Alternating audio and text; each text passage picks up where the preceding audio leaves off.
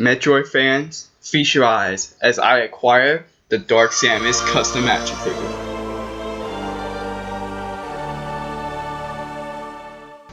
Okay, so I'm taking a page out of Anthony Custom's idea of a Dark Samus action figure and just a repaint of an already existing Samus action figure. Here is the base figure, which is the World Nintendo Samus action figure from the 4-inch line. As you can see, the colors contrast very distinctively from each other. And I really like how this custom came out to be. It's awesome the way I did the colors. And if you're interested, I did the colors from 4-color, which is a metallic blue, a black, from Craftsmart, a metallic gray, and a white. So this figure has the same articulation as the base figure. So you can already look up a review on that. So that is taken care of right now. So the figure actually has 14 points of articulation on it. And it's quite good articulation, so we can pose it as much as you want. Just some minor nitpicks that I have with it. Like right there up on the upper bicep. I wish it was like rotating or like a ball joint up there, because it's kind of like a hindrance a little bit. As you can see if I was throwing around, and also I didn't paint that part. So I kind of wish you could move it back and like up down like how the Figma Samus had it.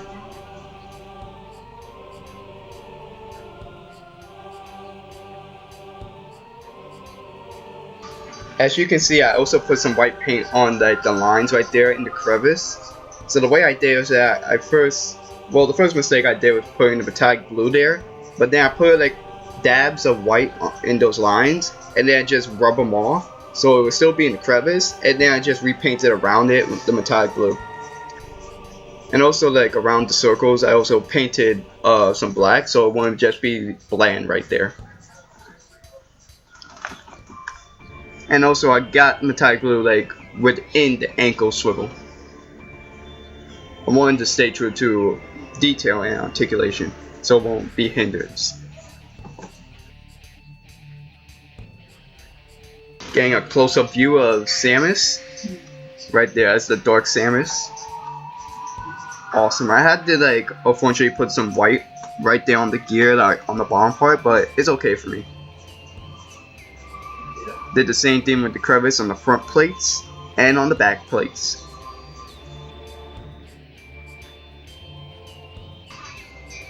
I made sure to also paint within the sides of Samus's head, so I won't see like any pairs of red shades in there. It was very hard to do that. Fun fact, the little pinky right there on the hand of Dark Samus, it was actually chewed off by my dog Louie. So let's all say thanks to Louie, because if it wasn't for him, this custom would never happen. Now I didn't actually know what colors to put on the arm cannon, so I just have randomly put the metallic around on the front with the 3 rings, the white on both the upper and bottom, and the metallic blue on the sides. Honestly, if I felt like doing more to that arm cannon, it would just mess it up.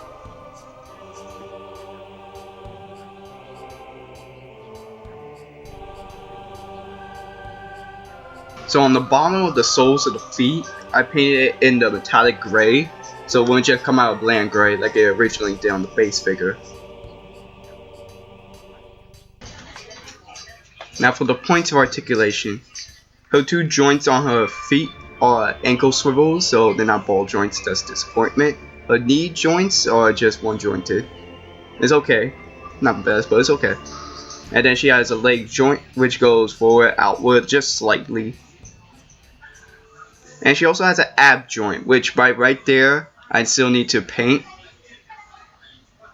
And also, like a bicep swivel, as I mentioned before. And shoulder swivels, which are okay. Like, it's a good idea to go around like the big biceps that she has on her shoulders. She also has elbow swivels and joint that goes outward, inward. But no wrist joint whatsoever, which I'm quite saddened by. Same articulation on the other side, just with the arm cannon. And finally a swivel on her head. No ball joint, which is disappointing also.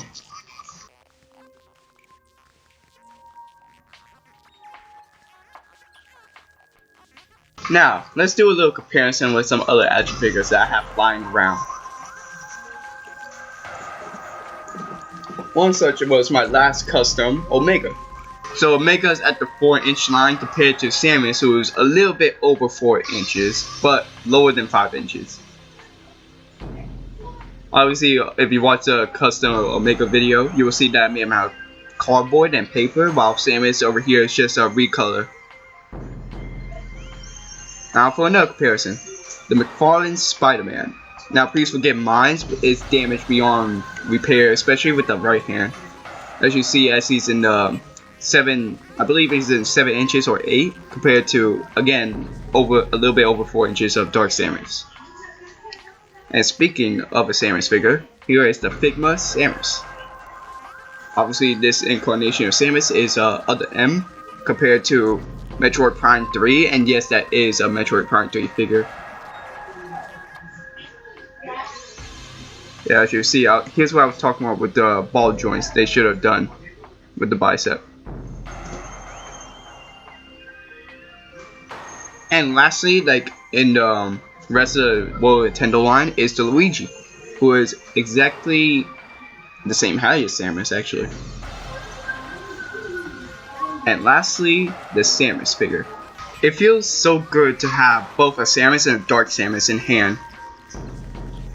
So I'm pretty proud of myself for actually doing this recolor so beautifully, and well done for my first time with a recolor action figure.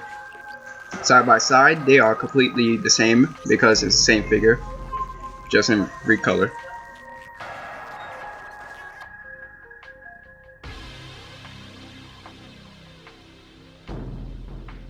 So without trying to sound so repetitive about this figure is awesome, regardless if it's Dark Samus custom or the regular World Nintendo action figure.